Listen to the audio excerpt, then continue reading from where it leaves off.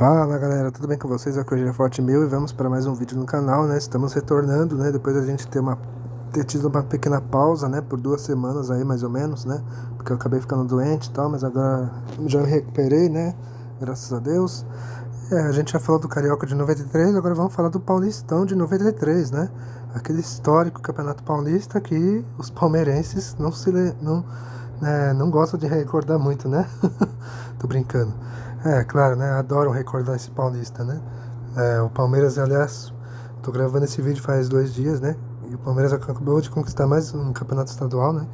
É o 26º, né? Só que naquele ano foi se não me engano, acho que o 19º título, se não tiver errado, né? Me corrijam aí, mas acho que foi 19º ou 20º título paulista, enfim.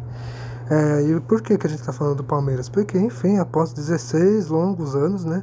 O Palmeiras, enfim, conquistava o Campeonato Paulista, né? Voltava a ganhar um campeonato, né? Ficou numa fila ali de 16 anos, né? E para isso o time teve que ter um time forte, né? Um investimento forte e tudo mais, né? Que a gente já vai contar. Só que antes de falar do Palmeiras, temos que falar do regulamento do campeonato. O regulamento, né? Era assim, primeira fase era como nos anos anteriores, né? 2 grupos, né? De 16, né?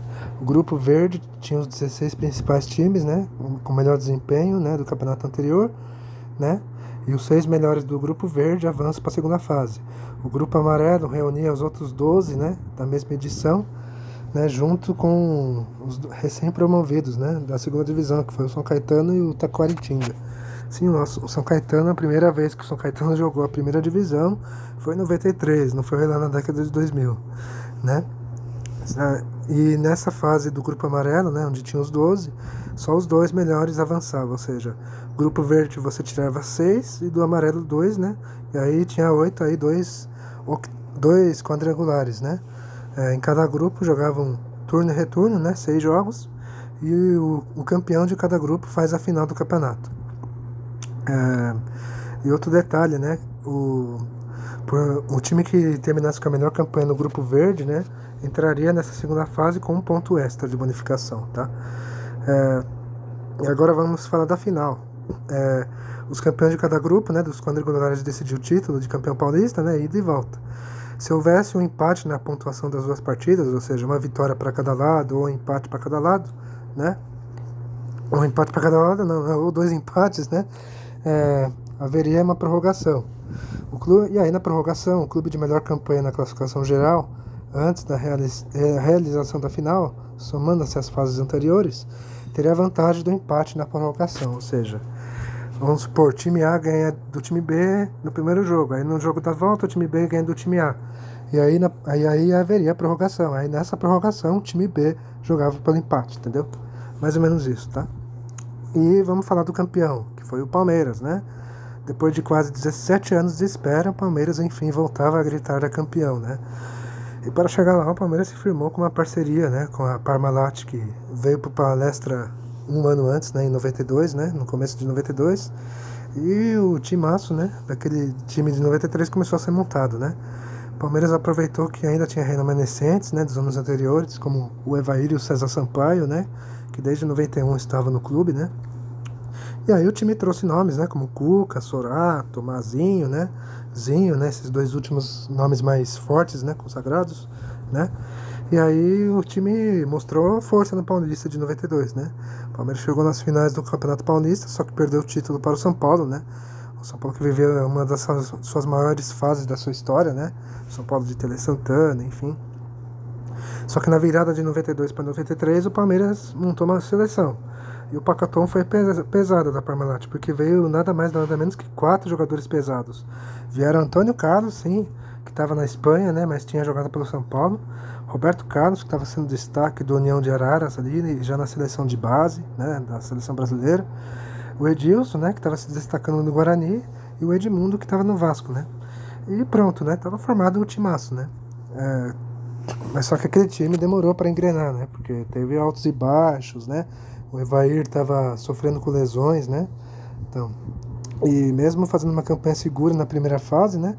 O Palmeiras teve momentos de complicação ali, né? Um momento de crise ali e tal.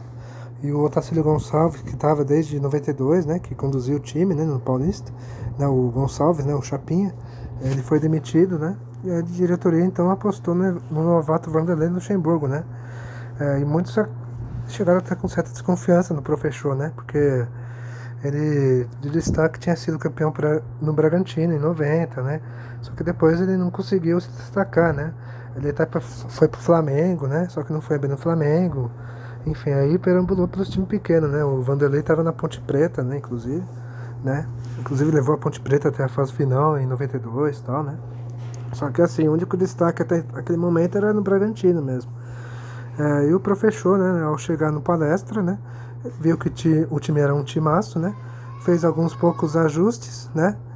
E motivou, né? A seleção verde, né? Era uma seleção aquele time. Que mesmo na fila, né, o Palmeiras estava 16 anos, quase 17, né, na fila, mesmo naquela fila de jejum, né, o time podia levantar o caneco, né. A primeira fase do Palmeiras foi tranquila e foi líder disparado, né. E aí no quadrangular o Palmeiras enfrentou só o time do interior, né, enfrentou o Guarani, né, que era forte na época, né, era um time chato o Guarani, o Rio Branco de Americana, que era outro time chato, né, que estava se destacando já naquela época, e a Ferroviária de Araraquara, né, esse último veio do Grupo Amarelo, né? E quem esperava até certa dificuldade, né, dos times pequenos do interior se enganou, né? Porque aquele timaço do Palmeiras passeou no grupo, venceu todos os 6 jogos, né? E aí chegou nas finais, né? E nas finais o adversário foi o Corinthians, né? O Corinthians que não era tão estrelado como o do Palmeiras, né? Mas tinha nomes ali como o Neto, né? O Viola, né? O Ronaldo Giovanelli, Paulo Sérgio, né? E o Corinthians tinha a velha garra corintiana, né? A superação, a vontade, né?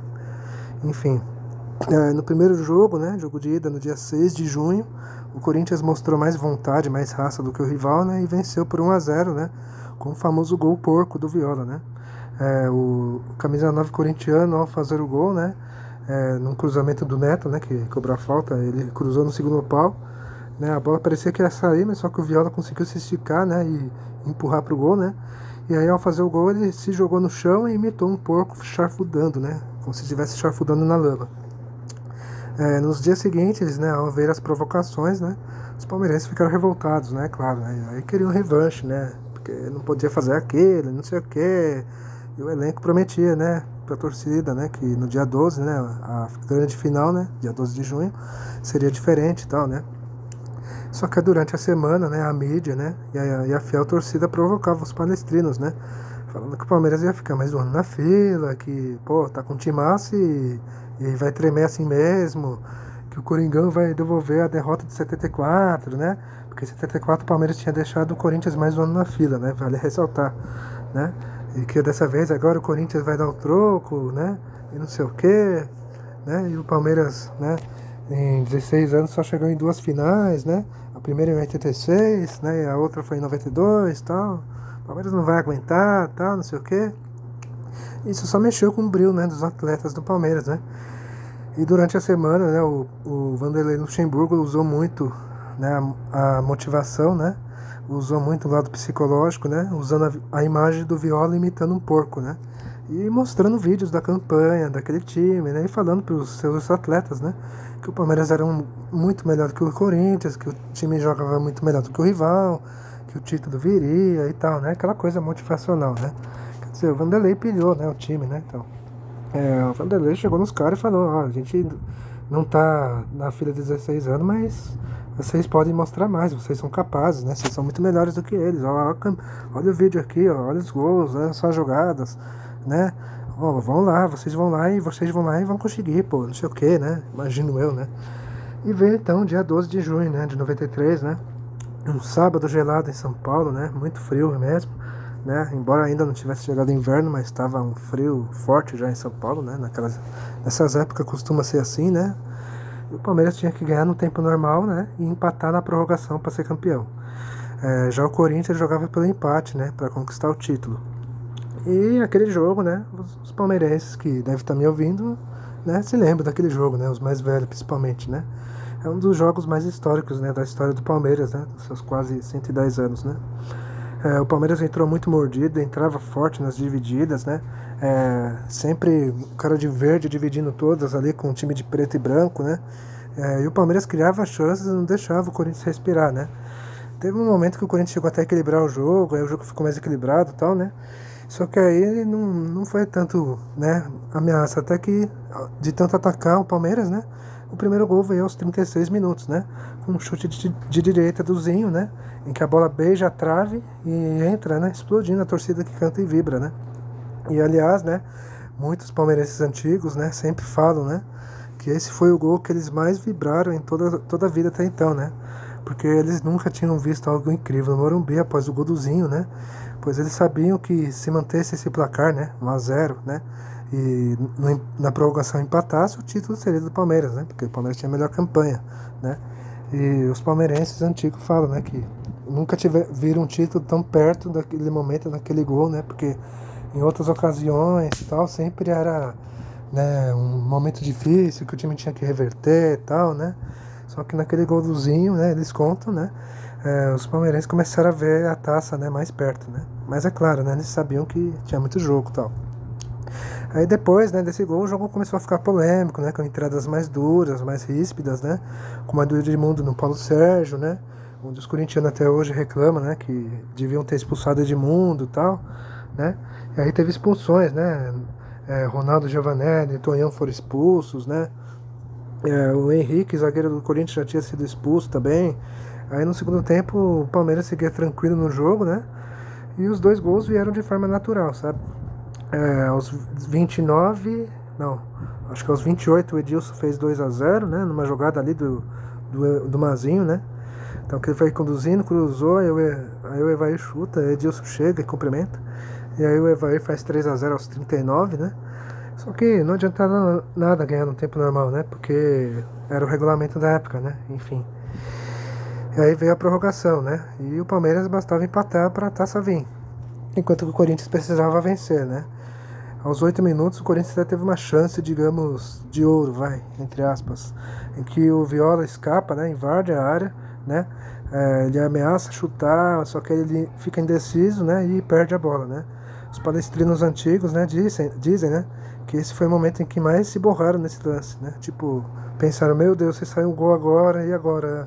O time ia se lançar tudo pra frente, e aí, sei lá o que ia acontecer, poderia estar o segundo gol no contra-ataque na prorrogação, imagina a humilhação, não sei o que, né? Eles contam, né?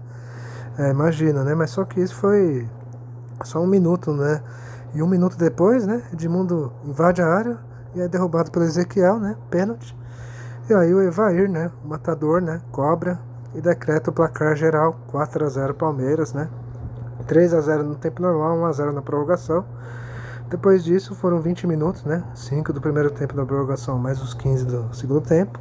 E que o Palmeiras só fez o tempo passar e a torcida verde, enfim, via os velhos fantasmas, né? Os traumas, né? Que eles tinham vivido na época da fila acabarem, né? Reviveram aqueles traumas, né? De 15 de Jaú, Ferroviária, Bragantino, né? Corinthians na semifinal de 83, né? Os times horrorosos de 80 e 81, né? Enfim, tudo aquilo ali, né? Os palmeirenses falam, né? Que foi jogado pro inferno, né? Aqueles momentos, né? Traumáticos, né? E aí, né? O apito final do José Aparecido, enfim, né? A torcida, enfim, pôde explodir, né? Gritar campeão, né? E o Palmeiras voltava a comemorar uma taça após 17 anos na fila, né? Um título que até hoje os palmeirenses dizem que foi o mais importante da história do Palmeiras, né?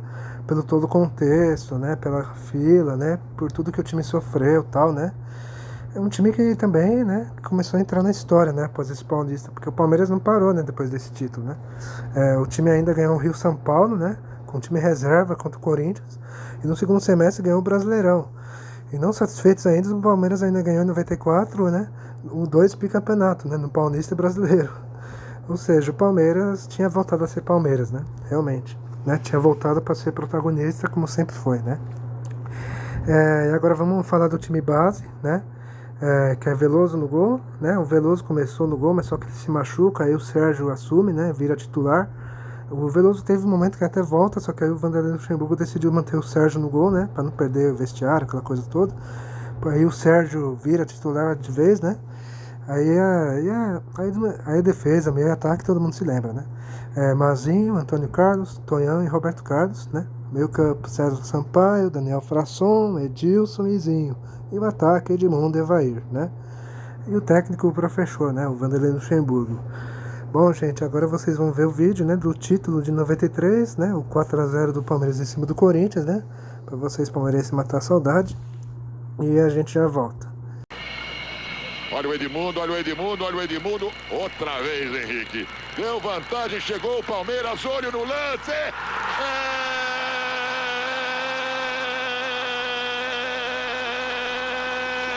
Do Palmeiras! Por aqui, Edmundo.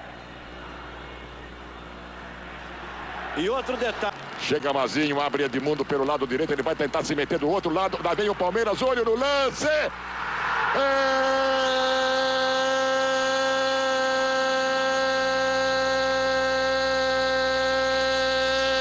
Do Palmeiras! Olha, olho no lance, é minha Nossa Senhora! Do Palmeiras! Valendo, tudo isso tá valendo. Chegou o pênalti contra o Corinthians. Lá vai ele. Olho no lance.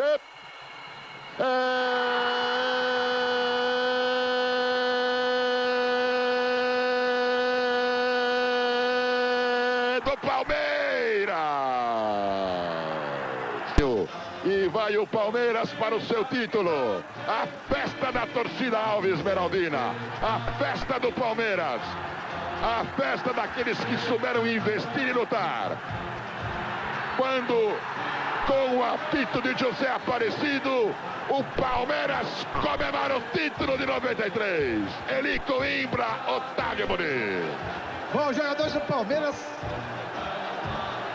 saem fazendo uma festa incrível aqui no gramado do Morumbi. O gramado está totalmente cheio. Bom, vocês viram aí o vídeo do Palmeiras, né, do título, né, no histórico 12 de junho, né, de 93, né, Dia dos Namorados. E agora vamos falar dos outros grandes, né, como é que eles foram do campeonato, né. Vamos falar do Corinthians, né. O Corinthians tinha um time apenas esforçado, né. Tinha os nomes conhecidos pela Fiel, né, que era o Viola, Paulo Sérgio, Ronaldo Giovanelli, o Neto, né. O Corinthians até contratou o Bobô, sim, o Bobô, que estava no Fluminense e tal. Só que o Bobô, né, não teve muita chance e acabou não dando muito certo, né, e trouxe outros nomes lá muito pouco conhecidos, um tal de Kel, e trouxe do Bragantino o Birubiru, né, o Birubiru do lateral esquerdo do Bragantino, né, só que esses dois não deram muito certo. O Corinthians correu por fora, né, porque os favoritos naquele campeonato eram o Palmeiras e São Paulo, né, para os times que tinham, né, só que o Corinthians chegou nas finais, né, mostrou essa força e se superou, né. O Corinthians terminou em terceiro na primeira fase. Aí no grupo da morte, né, que tinha São Paulo, Santos e Novo Horizontino, né, o Corinthians superou, né, o poderoso São Paulo, né, e conseguiu ir para a final. Aí na final contra o Palmeiras, né, o Corinthians vence o jogo de ida por 1-0, né, com aquele gol polêmico do Viola e tal. Só que na volta o Corinthians foi engolido pelo rival, né, e aí a Fiel teve que ver o maior rival encerrar, né, o jejum de títulos, né. Isso aí caiu, os corintianos até hoje acusam o José Aparecido, né, o juiz da final, né, do jogo do título, de ter favorecido o time da Parmalat e tal, né. Falam até que a Parmalat teria pago pro José Aparecido ajudar, porque o Palmeiras tinha que sair da fila, que não sei o que e tal, né. Falaram até de esquema Parmalat, etc e tal, né. Tentaram comprovar alguma coisa contra o José Aparecido, só que nada foi comprovado, né, a ele, né. Quer dizer, convenhamos, né, gente?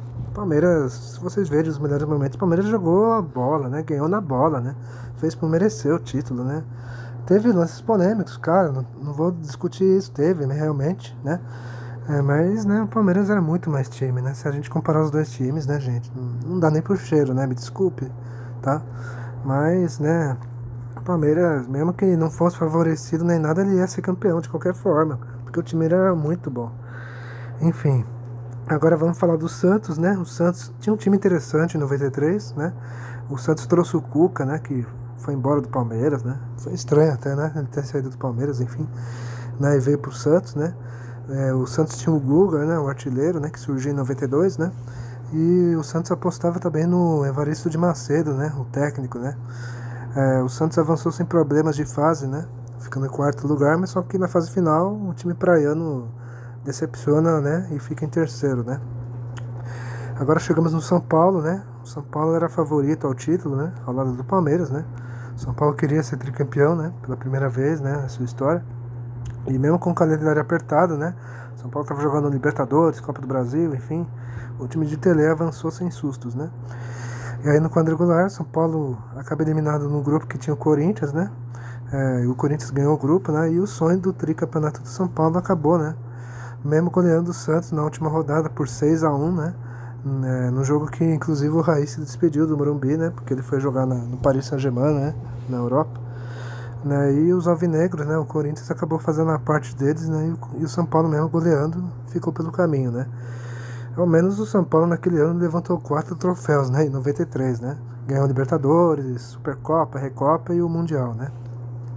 Agora vamos falar da surpresa, né? A gente tem que encerrar logo esse vídeo porque já tá grande, né? Chegamos na surpresa e a surpresa foi o Guarani, né? O Guarani fez uma boa campanha em 93, né? O time começava a apostar em alguns jovens, né? Que se destacariam no ano seguinte, né? Como o Luizão e Amoroso. Só que eles não eram titulares, né? Eles eram mais reserva. E o Guarani, né? Perdeu, por exemplo, o Edilson, né? Para o Palmeiras, mas só que ainda assim o Guarani foi muito bem, né? Fez uma campanha consistente e tal. O time ficou em quinto, né? Na primeira fase, né? Só que na fase final, né, no grupo que tinha o Palmeiras, né, o Guarani acabou ficando pelo caminho, né. E na classificação geral, o Bugre ficou em sexto lugar, né. Ficou de bom tamanho, né, pelo que tinha, né. O Guarani, né, claro, poderia até ter ido mais longe, talvez, né, se não tivesse encarado o grupo do Palmeiras, talvez, né. Mas, né, o sexto lugar, convenhamos, ficou de bom tamanho, né. E é isso, gente, tá? Espero que vocês tenham gostado do vídeo, tá? Vamos encerrar o vídeo, né? Deem o like, compartilhem o vídeo, comentem também que é importante. Palmeirenses aí que gostam de falar desse título de 93, comentem, né? Também que vocês, né, relembrem esse título, tá? Eu vou ficando por aqui, falou!